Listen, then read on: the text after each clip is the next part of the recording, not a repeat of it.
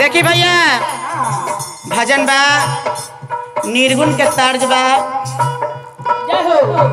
आई गांव ग्राम के भजन बा हमरा ही तोरा ही राउर घर घर में कहानी हल्का हल्का बीत रहल बा उसी आधार पर ही भजन हम निकाले हैं। कैसे कहते हैं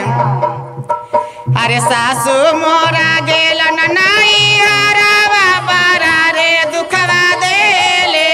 गेलन हो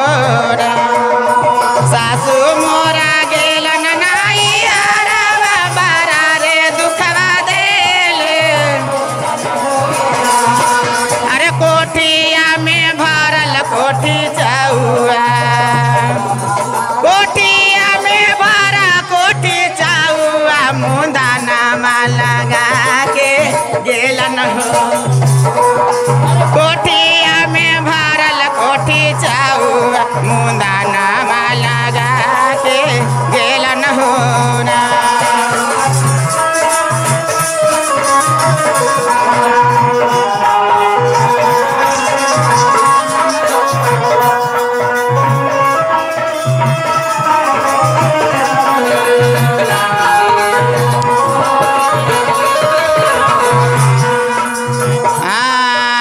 गोतनी मोरा गेलन नाई हरवा बारा रे दुखवा देले गोतिन मोरा गेलन हरवा बारा रे दुखवा देले गेला हो मन हीरा से मिलल फूल के बेनिया फूल के बेनिया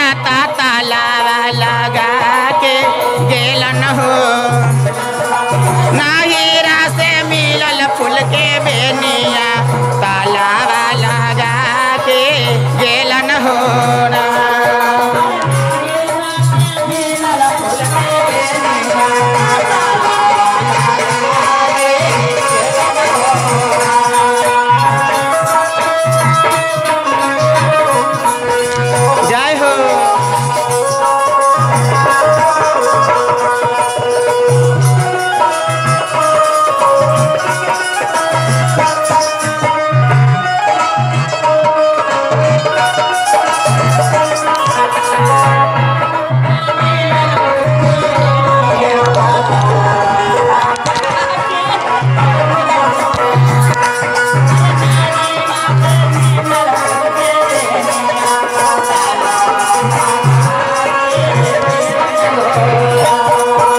ननद मोरा गेलन ससुरारिया बारा रे दुखवा देले गेलन हो ननद मोरा गेलन ससुरारिया बारा रे दुखवा देले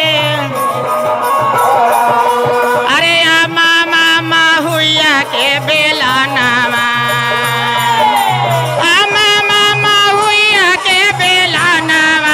कोठी तर लुका के गेलन मामा हुइया के अरे कोठी तर लुका के गेलन हो